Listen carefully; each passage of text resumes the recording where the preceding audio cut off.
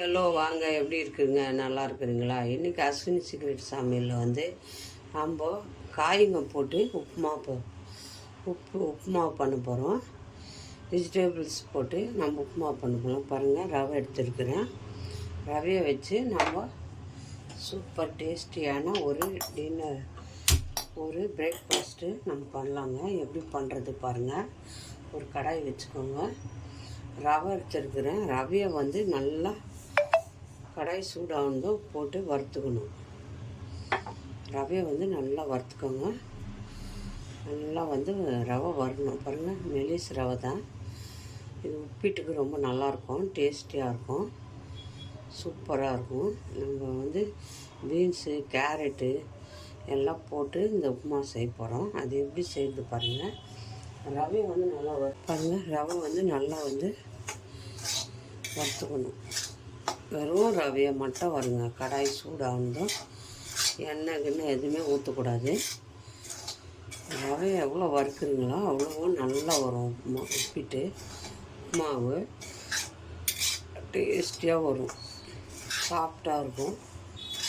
ரவை நல்லா சூடேறி நல்லா வறுக்கணும். பாருங்கள், ரவை நல்லா வறுத்து இது வாசனை வரும். ரவை வறுத்த பிறகு நல்லா கும்முன்னு வாசனை வரும். பாருங்கள், இந்த மாதிரி வறுத்துக்கணும். சும்மா லைட்டாக சூடாகணும் எடுத்துடுறது அப்படி இருக்கக்கூடாது. ரவையை நல்லா வாசனை வரும். ரவை வறுத்த வாசனை அது வரைக்கும் நல்லா வறுத்துக்கணும். இந்த பச்சை வாசனை நல்லா போய் ரவை நல்லா வறுத்துச்சுன்ட்டு. இப்போ பாருங்கள், இந்த மாதிரி இது ரவை சரிங்களா. இப்போ நம்ம எடுத்து ஒரு தட்டில் போட்டுக்கலாம். அந்த ரவையை தட்டில் போட்டு நம்ம இப்போ உப்பிட்டு உப்புமா பண்ணிக்கலாம். அதே கடாயை எடுத்துக்கோங்க. ரவையை எடுத்து ஒரு தட்டில் வறுத்து போட்டுக்கோங்க. அதே கடாயி கொஞ்சம் ஆயில் ஊற்றிக்கோங்க. நான் பாருங்கள், கேரட்டு, பட்டாணி, பீன்ஸ் எடுத்துக்கிறேன். கொஞ்சம் எடுத்துக்கோங்க போதும். உப்புமாவுக்கு ரொம்ப நல்லாயிருக்கும் டேஸ்ட். சூடாயிடுச்சு. கடுகு போட்டுக்கோங்க. கொஞ்சம் கடுகு, கொஞ்சம் சீரகம் போட்டுக்கோங்க. அது கூட கடலைப்பருப்பு ஊற்றுங்க. எவ்வளோ வேணுமோ அது போட்டுங்க. பாருங்கள், கடலைப்பருப்பு ஊற்ற போட்டிங்கன்னா ரொம்ப டேஸ்டியாக இருக்கும். அதையும் போட்டுருங்க. எவ்வளோ வேணுமோ அவ்வளோ போட்டுக்கோங்க. ரொம்ப டேஸ்டியாக சாப்பிடுங்க. இது நல்லா கலர் வரட்டும். கலர் வந்துட்டுப்பாங்க.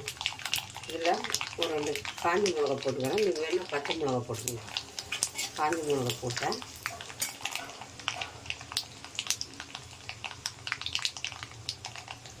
கூட ஒரு இஞ்சி துண்டு,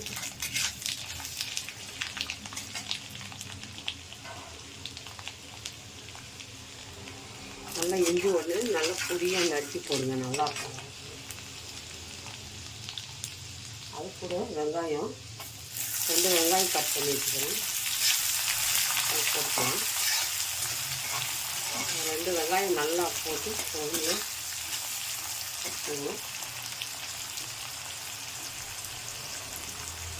உப்புமா அப்போ தான் டேஸ்டியாக இருக்கும். 2 வெங்காயம் நல்லா பொடியாக நறுக்கி இஞ்சி போட்டுக்கோங்க. ஒரு துண்டு நல்லா நைஸாக கட் பண்ணியோ திருவியோ போட்டுருங்க. உப்பிட்டது அதுதான் நல்லா வாசனை. சரிங்களா? வெங்காயம் நல்லா வதக்கணும்.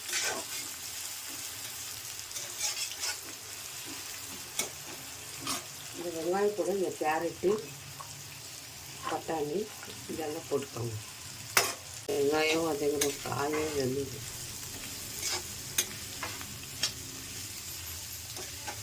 நல்லா போட்டு வதக்கணும்.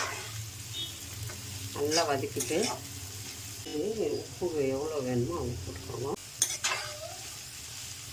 நல்லா வதக்கிட்டோம். அதுக்கு இந்த காயும் இந்த பீன்ஸும் நல்லா நல்லா வெந்துடும். எண்ணெயில் நல்லா வதங்கணும். கூடவே ஒரு தக்காளி, சின்னதாக ஒரு தக்காளி எடுத்துக்கோங்க. அதை போட்டு கட் பண்ணி சின்னதாக ஒரு சின்ன தக்காளி எடுத்து நல்லா கட் பண்ணி பொடியாக நல்லா வதக்கணும். தக்காளியும் நல்லா வதக்கிட்டு காய், வெங்காயம், தக்காளி நல்லா வதங்கிடுச்சு. நான் 1 கப்பு ரவை எடுத்தேன். அப்புறம் 2.5 கப்பு தண்ணி ஊற்றிக்கிட்டேன். இது சாஃப்டாக வேணும்னா 2.5 கப்பு ஊற்றி அளவு தான். இந்த 1 கப்பு ரவைக்கு நான் 2 கப்பு தண்ணி ஊற்றிக்கிறேன். இன்னும் கொஞ்சம் எக்ஸ்ட்ரா ஊற்றிக்கிறேன். கொஞ்சம் கால்வாசி தண்ணி. இது வந்து நல்லா கொதித்து வரணும். அந்த காயெல்லாம் வெந்துடும். வெந்த பிறகு நம்ம ரவையை போட்டு நல்லா கேரட்டு, பீன்ஸு, கொஞ்சம் பட்டாணி எல்லாம் போட்டுக்கிறோம். நல்லா இந்த மாதிரி கொதிக்கணும். இந்த காயெல்லாம் வெந்துட்டு இருக்கும். சரிங்களா? இப்போ நல்லா தண்ணி கொதிச்சிச்சு. இப்போ ரவை போட்டு நம்ம கலரிக்கலாம். அவ்வளோதான், சிம்பிளாக. உப்பு கரெக்டாக இருக்குதான்னு பார்த்துக்குங்க. செக் பண்ணிக்கின்னு இப்போ நம்ம ரவையை போட்டு சிம் பண்ணிவிடுங்க. சிம் பண்ணிட்டு ரவையை போட்டு நம்ம நல்லா கலரிக்கணும். பாருங்கள், இந்த ரவை வந்து ஒட்ட நல்லாயிருக்கும். ரவை உப்புமானா அப்படியே டேஸ்டியாக இருக்கும். இது அதே வந்து ஒரு டைமில் என்ன பண்ணுறோம்,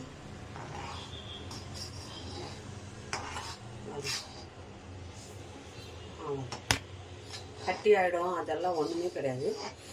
ஏன்னா தண்ணியும் ஜாஸ்தி இருக்குது, ரவையும் நல்லா வறுத்துக்கிறோம். வறுக்கலைன்னா கட்டியாக ஆகிடும். பாருங்கள் எப்படி இருக்குது பார்த்தீங்களா? ரவை வந்து எவ்வளோ நல்லா வறுக்குங்களோ அந்த அளவுக்கு உப்புமா வந்து சாப்பிட்டா டேஸ்டியாக இருக்கும் சாப்பிட்றதுக்கு. அவ்வளோதான். பாருங்கள், ரொம்ப நல்ல டேஸ்டியான ஒரு பிஸ்கெட்டு உப்புமாவு. அப்படியே நல்லா கலரிட்டு ஒரு 5 நிமிஷம் நம்ம எல்லாத்தையும் மூடி வச்சிடணும். அப்படியே மூடி வச்சிட்டோம்னா ஆஃப் பண்ணிவிட்டு அப்படியே சாப்பிட்டா சூப்பராக. இன்னும் கொஞ்சம் சாப்பிட்லான்ற அளவுக்கு டேஸ்டியாக இருக்கும். சரிங்களா? ஏன்னா நம்ம வந்து அரிசி போட்டு வெஜிடபிள் ரைஸ் பண்ணுறோம். அது மாதிரி உப்புமா போட்டு நம்ம ரவையை போட்டு வெஜிடபிள் ரைஸ் மாதிரி இது நல்லா கொஞ்சம் நேரம் 5 நிமிஷம் நல்லா திருப்பி விடுங்க. ரவை வந்து கொஞ்சம் வெந்து வரும். இது எல்லாத்தையும் நல்லா அப்படி போட்டு டைட்டாக மூடிடுங்க. ஒரு 5 நிமிஷம் மூடி வச்சுருங்க. அவ்வளோதான், உப்புமா ரெடி ஆயிடுச்சு. 5 நிமிஷம் நல்லா மூடி போட்டு வச்சுருங்க. அவ்வளோதான், நல்லா மூடி இருக்கட்டும். அப்போ ஒரு 5 நிமிஷம் மூடி வச்சாச்சு. இப்போ வந்து நம்ம கொத்தமல்லி போட்டுக்கணும். கொஞ்சம் லைட்டாக சூடாக இருக்கும். அப்போது கலாரிடும். பாருங்கள், அப்படியே கலாரிடுங்க. அப்படியே கொஞ்சம் சூடாக இருக்கு இல்லையா? அப்போ வந்து இந்த கொத்தமல்லி போட்டு நல்லா சூப்பராக வாசனையாக இருக்கும். இப்படி கலாரிட்டுங்க. சூட்லேயே கலாரிடணும்.